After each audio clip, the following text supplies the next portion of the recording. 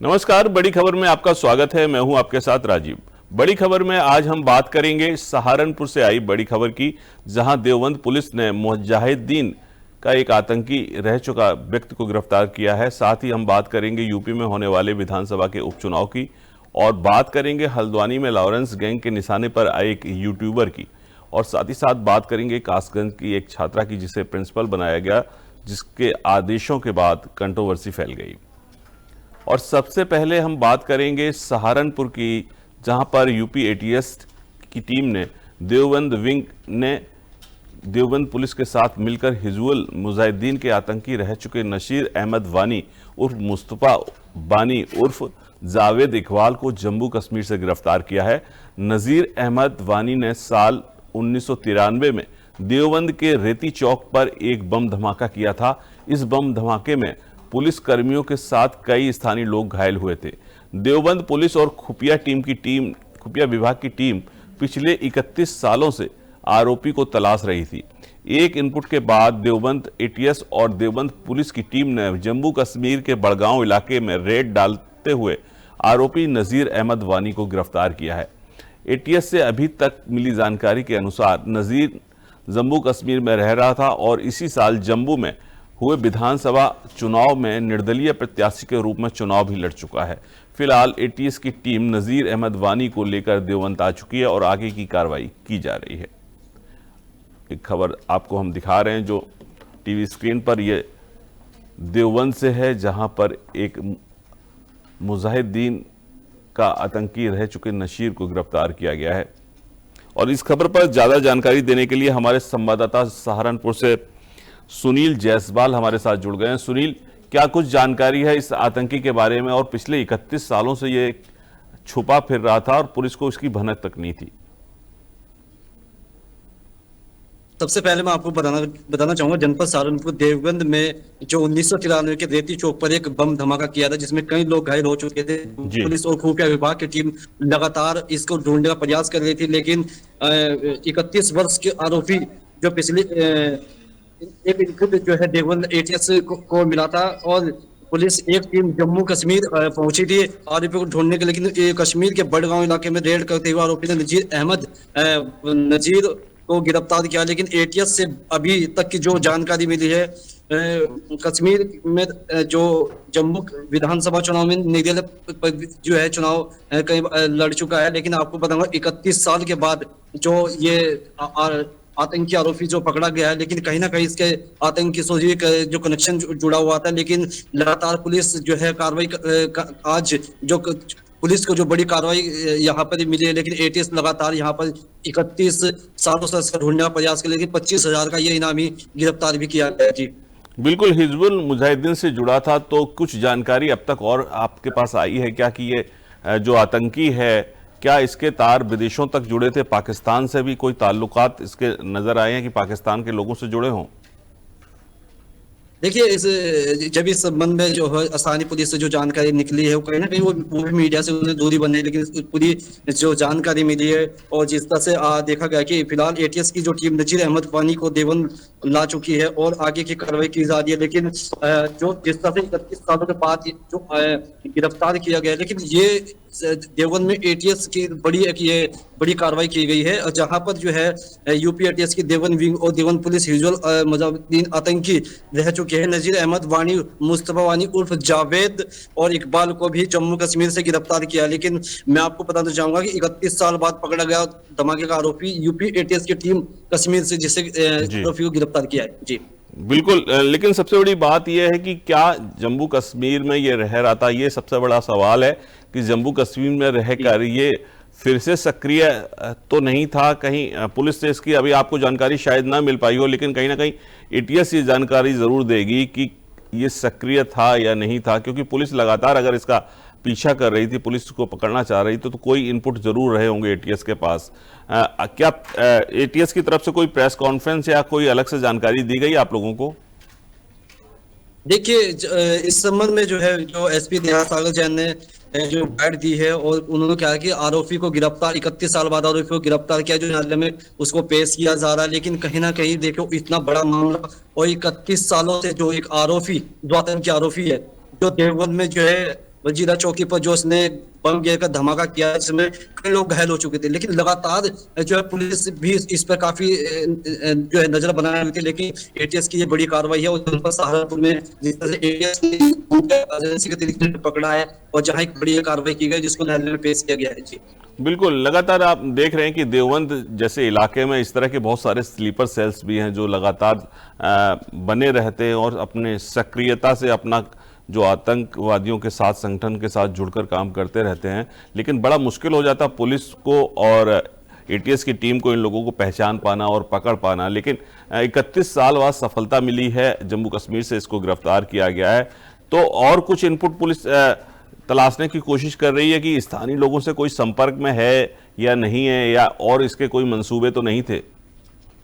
सुनील, देखिए, ये आप एक बड़ा सवाल कहूंगा मैं, कि क्योंकि ये आरोपी जो 31 साल बाद पकड़ा गया, कहीं ना कहीं अगर इसके लिंक होते या हुए होंगे पहले भी, तो पुलिस इससे छानबीन करेगी, रिमांड पे लेकर इस पर कार्रवाई जो पूछताछ की गई। लेकिन फिलहाल जो न्यायालय में इसको पेश किया गया, आरोपी को जेल भेजा गया है। लेकिन कहीं ना कहीं मैं बताना चाहूंगा कि 31 सालों बाद आरोपी जो मिला, जो 25,000 का इनामी आरोपी था, लेकिन पुलिस लगातार इसकी जो दबिश दे रही थी, और लगातार जो कहीं ना कहीं बड़ा ये इनपुट जो एटीएस को मिला है। और जब जाकर 1993 में मैंने बात की थी कि रेती चौक पर जो एक बड़ा धमाका किया था, और पुलिस कर्मियों के साथ कई स्थानों घायल हुए थे। लेकिन देवबंद पुलिस और खुफिया विभाग की टीम पिछले 31 वर्ष से आरोपी को तलाश कर रही थी। लेकिन एक इनपुट के बाद देवबंद एटीएस और देवबंद पुलिस को एक टीम ने जम्मू कश्मीर के बड़गांव से जो है आरोपी को गिरफ्तार किया है। जी क्या कुछ सुनील इस तरह इस बात की जानकारी दी है पुलिस ने या एटीएस ने कि ये इनपुट आखिर मिला तो मिला कैसे? क्योंकि 31 सालों से वो छुपा फिर रहा था और पुलिस और एटीएस लगातार इसके पीछे लगी थी। लेकिन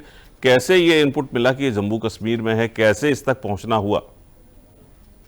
जी जी देखिए, मैं आपको बताना चाहूंगा, अगर हम बात करें यूपी एटीएस के, जो देवबंद एक एटीएस सेंटर भी बना है, जहां पर जो है जो खुफिया विभाग की जो एजेंसी होती है, उन पर जो जांच, इस तरह से जो आरोपी होते हैं उन पर जो है निगरानी की जाती है। लेकिन जो एटीएस ने इस मामले की तो कोई जानकारी नहीं दी कि कैसे इनको इनपुट मिला है, किस जी तरह से जो कैसे वहां से इनको पकड़ा गया है। लेकिन ये अपना आप में एक बड़ा सवाल है कि एटीएस की जो बड़ी कामयाबी है, वो देवबंद एटीएस जो आरोपी को पकड़ा है, जो 25,000 का इनामी भी था, और 31 साल के बाद ये बड़ी सफलता यहाँ पे टीएस को मिली है। जी चलिए, बहुत बहुत शुक्रिया सुनील आपका। लेकिन हम अपने दर्शकों को सागर जैन जो एसपी हैं देहात के सहारनपुर की, उनकी भी बाइट सुनाएंगे कि आखिर उन्होंने क्या कुछ कहा।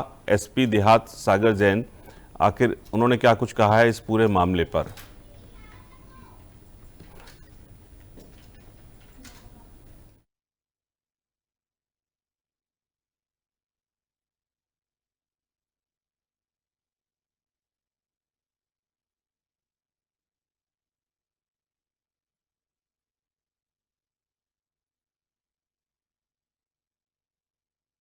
साल बाद पुलिस ने और एटीएस की टीम ने पकड़ा है। अब बढ़ेगी हम अगली खबर की ओर, जहां पर यूपी की 9 विधानसभा सीटों पर उपचुनाव की तारीख 20 तारीख को चुनाव वोटिंग होनी है। इसी को लेकर सभी प्रत्याशी अपना दमखम दिखा रहे हैं। इस बीच एक वीडियो विधानसभा 29 कुदरकी का सोशल मीडिया पर बहुत तेजी से वायरल हो रहा है, जिस वीडियो में बीजेपी प्रत्याशी रामवीर सिंह ठाकुर को बक्सा भरे नोटों से तौला जा रहा है। यह वीडियो कुदरकी के कमालपुर फतेहाबाद गांव का बताया जा रहा है। वायरल वीडियो नुक्कड़ सभा के दौरान का है, जहां मंच पर ही नोटों से भरा एक बक्सा लाया गया और भाजपा प्रत्याशी को बक्सा भरे नोटों भरे बक्से से तौलते हुए दिखाया गया।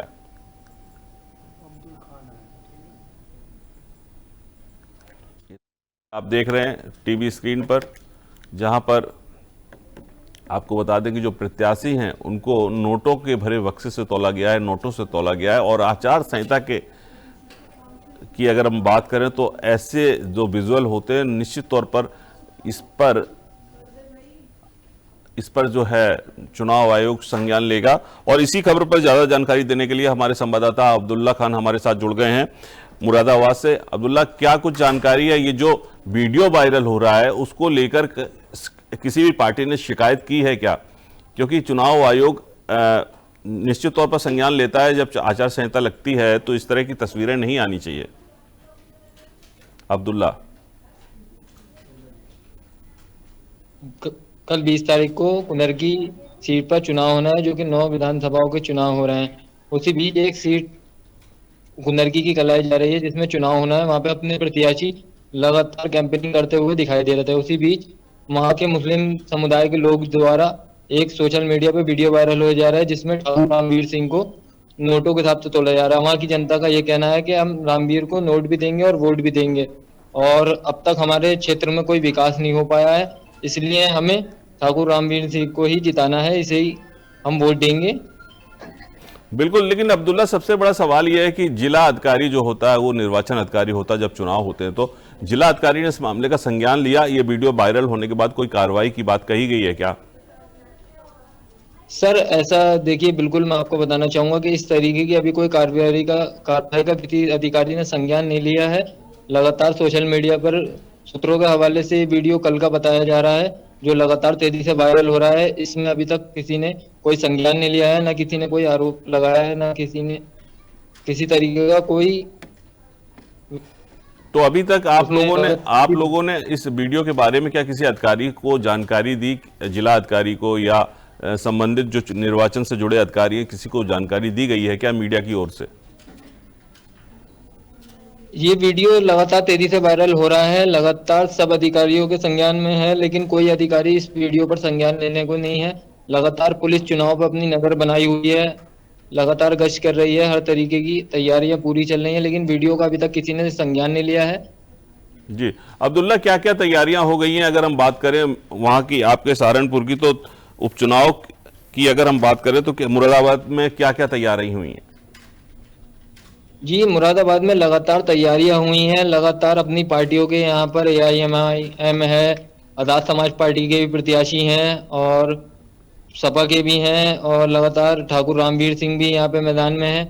लगातार जनता इस समय जो चाह रही है, कुंदरकी का रुझान जो है इस समय भाजपा को जाता हुआ दिखाई दे रहा है सीधा।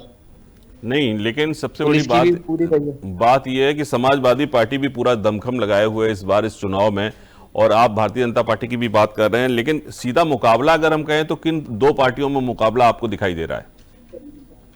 मुकाबला तो सीधा सर जो दिखाई दे रहा है वो सपा में और भाजपा में दिखाई दे रहा है, क्योंकि वहां के लोगों का ये कहना है, जो कि वहाँ ग्राउंड रिपोर्ट के हिसाब से, कि अगर यहाँ पर समाजवादी पार्टी ने कोई विकास नहीं किया है, अगर यहाँ से अखिलेश यादव भी खड़े होंगे तो वो भी हार जाएंगे, वहाँ के चलिए लोगों का कहना है।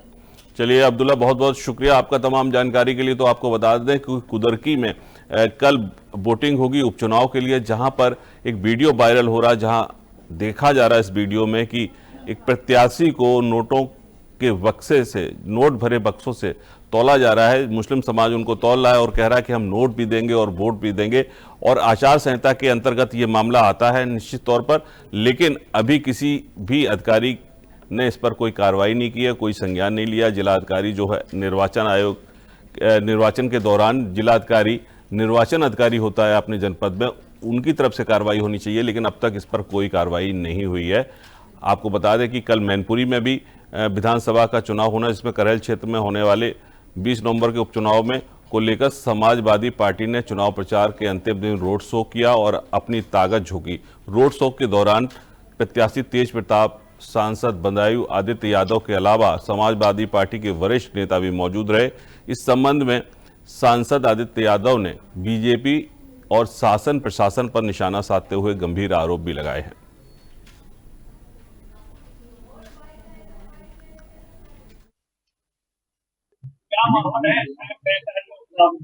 देखिए, करेल में सभी समाज के लोगों ने, वर्ग के लोगों ने अपना सहयोग दिखाया और आज आखिरी दिन था और समाजवादी पार्टी से प्रत्याशी पूर्व सांसद रहे तेज प्रताप यादव जी का रोड शो था और पूरे लगभग क्षेत्र में रोड शो हुआ और बड़े अच्छे से लोगों ने उनका स्वागत सत्कार किया है। और मुझे भरोसा लगता है कि समाजवादी पार्टी की एक बहुत बड़ी रिकॉर्ड जीत इस बार होने वाली है। पूर्व में कभी समाजवादी पार्टी को इतनी बड़ी जीत नहीं मिली हुई जितनी इस बार तेज प्रताप यादव को मिलने वाली है। भारतीय जनता पार्टी कई तरीके का आरोप लगा रही है। देखिए, भारतीय जनता पार्टी के अंदर आज वोट है नहीं, कई ऐसी सीटें हैं जहां पे उनको वोट नहीं मिल रहा है, लेकिन किसी भी तरीके से एक माहौल बनाने का प्रयास किया जा रहा है, एक नेगेटिव माहौल बनाने का भी प्रयास किया जा रहा है। प्रशासन से दबाव भी बनाया जाता है, लोगों के ऊपर दबाव बनाया जाता है।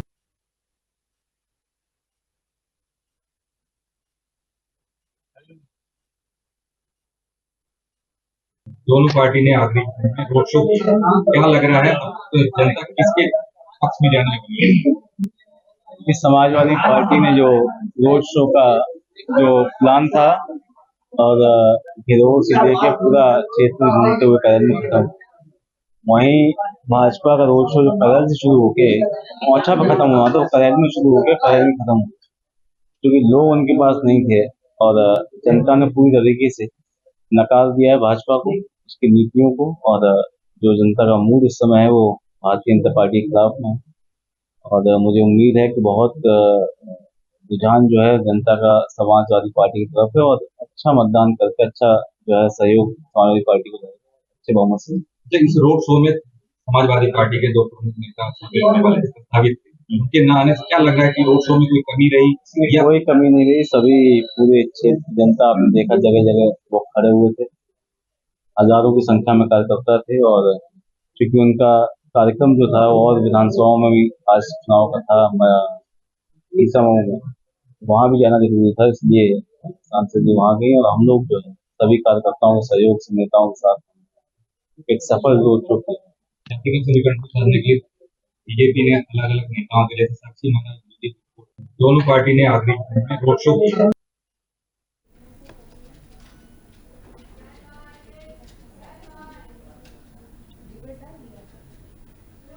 तो हम आपको दिखा रहे हैं मैनपुरी की तस्वीरें जहां पर कल उपचुनाव होने हैं और इस खबर पर ज्यादा जानकारी देने के लिए हमारे संवाददाता उमाकांत वाथम हमारे साथ जुड़ गए।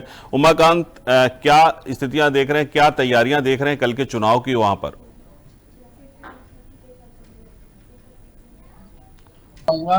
करहल विधानसभा मैनपुरी लोकसभा में वो विधानसभा है जो समाजवादी पार्टी का गढ़ मानी जाती है। 1996 से समाजवादी पार्टी का यहाँ कब्जा रहा है। भारतीय जनता पार्टी ने कई बार प्रयास किया मतगणना का जी, उनका मत तो बढ़ा है लेकिन अभी तक जीत हासिल नहीं कर पाए। इस बार भी उन्होंने यादव बना लड़ाई की है क्योंकि ये जो अंजेश प्रताप है वो भी उनके रिश्तेदार में आते हैं और सपा से यहाँ इस प्रताप की बात करें हम यहाँ के सपा की लड़ाई तो यहाँ। अच्छा, ये सीट कैसे खाली हुई थी ये बताइए हमको, कौन था इसके? राष्ट्रीय अध्यक्ष जी, ये सीट पे उपचुनाव राष्ट्रीय अध्यक्ष अखिलेश यादव यहाँ जी से विधायक थे जी, तो उनके अखिलेश यादव ने हाँ बताइए। कन्नौज से सांसद का चुनाव लड़ा तो कन्नौज से ये सीट, कन्नौज सांसद बनने के बाद ये सीट रितु हुई तो यहाँ उपचुनाव पर तेज प्रताप को उतारा है। चलिए, तो क्या स्थितियां आपको लग रही हैं, किन किन पार्टियों के बीच में मुकाबला दिखाई दे रहा है वहां पर? उमाकांत, देखिए यहाँ 7 प्रत्याशी मैदान में हैं। जी, समाजवादी पार्टी और बहुजन समाज पार्टी 3 अन्य पार्टियां हैं और एक निर्दलीय, कुल टोटल 7 प्रत्याशी मैदान में हैं, जिनमें समाजवादी पार्टी और भारतीय की प्रतीक की लड़ाई है। सीधा मुकाबला हम कहें तो भारतीय जनता पार्टी और समाजवादी पार्टी के बीच में है। तेज प्रताप सिंह के भी बयान आ रहे हैं लगातार, क्या कुछ कहना है उनका? तेज प्रताप का कहना है कि जीत हमारी पक्की है और बात करें हम क्षेत्र में तो हमने विकास कार्य कराया है, हम जो चुनाव लड़ रहे हैं वो नेताजी के नाम पर और जो भी हमने विकास किया उनके नाम पर। लेकिन सबसे बड़ी बात उमाकांत ये है कि भारतीय जनता पार्टी हमेशा परिवारवाद के आरोप लगाती रही है। उनका फिर कहना है कि अपने परिवार के लोगों को टिकट दे दिया जाता है अगर सीट खाली होती है। तो भारतीय जनता पार्टी किन मुद्दों को लेकर है जनता के बीच में?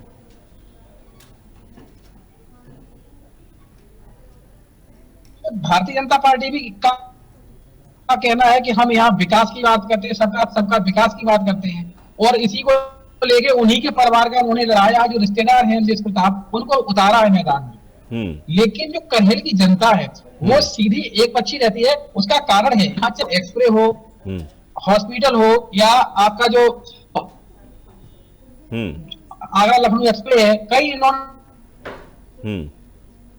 विकास एकता जी की किसी ने यहाँ जो काम करा है, जो सड़कें नहीं बनी थी वो नहीं है। आज भी कुछ भी नेताजी को मानता है क्योंकि वो धरती पुत्र इसलिए उन्होंने विकास किया, करहल की जनता के सुख दुख में वो साथ रहे और उनकी सीट पर उनके पुत्र यहाँ से विधायक रहे। अब बात आती है ये नाती परिवारवाद की जो आप बात कर रहे हैं, परिवारवाद की बात ये है कि जनता चाहे परिवार का सदस्य रहे और इसीलिए ये लड़ाई है। भारतीय जनता पार्टी भी सोच रही है कि साथ इस बार यादव बनाम यादव की लड़ाई है क्योंकि यहाँ जो मतदाता है 3,82,380 है। तो दूसरा उमाकांत है साके, और तीसरा है अन्य जातियां। जी जी जी बोलिए, आ रही है आवाज तो आपकी। वहां पर यादव का निर्णायक होता, हम्म। जहां भारतीय जनता पार्टी पर हो सकता है कि वोट का पता चलेगा कि वो किसको मतदान करती है। जी बिल्कुल, लेकिन सबसे बड़ी बात यही है कि भले ही भारतीय जनता पार्टी परिवारवाद के आरोप लगाए, तमाम तरह से घेरने की कोशिश करे समाजवादी पार्टी को, लेकिन जो स्थानीय लोग हैं उन पर काफी अच्छा प्रभाव समाजवादी पार्टी का नजर आ रहा है, यही कहना है आपका? उसका एक कारण है, जी। चाहे वो डिम्पल यादव यहाँ से सांसद है मैनपुरी से, जी। चाहे वो तेज प्रताप जी हो जो विधायक प्रत्याशी है, और चाहे वो अखिलेश यादव, मैनपुरी लोकसभा में कोई भी विकास कार्य हो, जी। डिम्पल यादव से सांसद लोकसभा में बनती है।